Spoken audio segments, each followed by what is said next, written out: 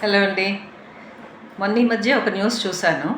అదేంటంటే 18 ఏళ్ల అమ్మాయికి నలుగురు బౌన్సర్స్‌ని కాపలాగా పెట్టారట. నలుగురు బౌన్సర్స్ ఎందుకు 18 ఏళ్ల అమ్మాయికి అని చెప్పేసేసి న్యూస్ చదివితే తెలిసింది ఏంటంటే, విపరీతమైనటువంటి సెల్ ఫోన్ అడిక్షన్ రావడం వల్ల ఆ సెల్ ఫోన్ చూడకుండా వాళ్ళని కాపలా పెట్టారట వాళ్ళ పేరెంట్స్. అంత రూ. 65,000 జీతం ఇచ్చి వాళ్ళ షిఫ్టుల వారీగా ఆ అమ్మాయికి కాపలాగా పెట్టారట. అసలు ఇంత భయంకరమైనటువంటి సెల్ ఫోన్ ఎడిక్షన్ ఎలాంటి సిచ్యువేషన్స్లో వస్తుంది సాధారణంగా అంటే ఒక్కసారి ఏంటంటే ఇన్స్టెంట్ చెక్కింగ్ ఉంటుంది. మనం ఒక్కసారి ట్రింగ్ మన నోటిఫికేషన్ రాగానే ఏమైందా అని చూసుకుంటుంటాం. అదొక హ్యాబిచువల్గా మారిపోతుంది. అది కాకుండా ఏంటంటే ఫియర్ ఆఫ్ మెసేజెస్ మిస్సింగ్ ఉంటుంది.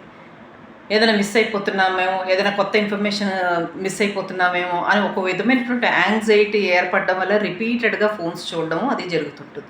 తర్వాత కంటిన్యూస్గా ఎంటర్టైన్మెంట్ కానీ లేకపోతే గేమ్స్ కానీ ఆడాలి అనుకున్నప్పుడు ఫోను పక్కకు పెట్టకుండా కాన్స్టెంట్గా గేమ్స్ ఆడడము, లేకపోతే కంటిన్యూస్గా ఎంటర్టైన్మెంట్, ఒక రీల్ అయిపోగానే ఇంకొక రీల్ చూడడం, ఒక రీల్ అయిపోగానే ఇంకొక సినిమా చూడడం, ఇలాగ చేస్తూ ఉండడం వల్ల అంటే జస్ట్ సెకండ్స్లో కొత్తవి ఏవో కావాలి అన్న ఆలోచనలతోటి కంటిన్యూస్గా స్క్రోల్ చేస్తూ ఉంటారు. ఇది ఒక హ్యాబిచువల్గా మారిపోతుంది.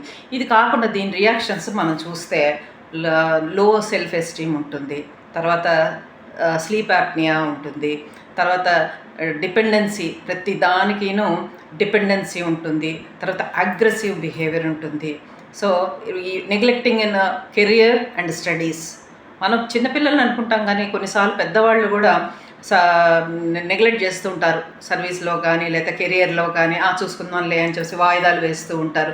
ముందు అంటే అక్కడి నుంచి కదలడానికి ఒక విధమైనటువంటి లేజినెస్, ఆ బాడీని కదల్చడానికి ఒక విధమైనటువంటి లేజినెస్ ఏర్పడడం వల్ల కంటిన్యూస్గా సెల్ ఫోన్ చూడడము, లేకపోతే వీడియోస్ చూడడము, రీల్స్ చూడడము, స్క్రోల్స్ చేస్తూ ఉండడం కాన్స్టెంట్గా జరుగుతుంటుంది. అది ఒక టైం వరకు కాదు, 11 అయిపోతుంది, 12 అయిపోతుంటుంది కొన్నిసార్లు. సో అది ఎప్పుడంటే మనం ఎంతసేపు సెల్ ఫోన్ని పట్టుకుంటామో ఎమిగ్డాల్ యాక్టివ్గా ఉండి ఆ తెల్లవాళ్ళు చూస్తూ ఉండమని చెప్తుంది.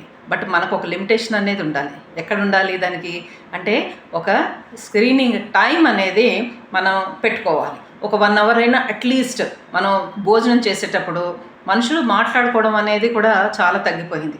భోజనం చేసేటప్పుడు కూడా పక్కకు పెట్టాలి. అది అప్పుడు కూడా చూస్తుంటారు చాలామంది. మొన్న నేను రీసెంట్గానే చూసాను, ట్రైన్లో వెళుతుంటే కూర్చుంది నలుగురు సీట్లో కూర్చున్నారు, 4 సెల్ ఫోన్స్ పట్టుకొని కూర్చున్నారు. సో ఒక్కొక్కరు మాటలు లేవు, కమ్యూనికేషన్ తగ్గిపోతుంది, పర్సనల్ రిలేషన్స్ ఉండట్లేదు, ఇంటర్పర్సనల్ రిలేషన్స్ డెవలప్ అవ్వట్లేదు. సో అసలంటే మామూలుగా మాట్లాడే హ్యూమన్ బీయింగ్స్ మధ్య టచ్ కూడా పోతుంది.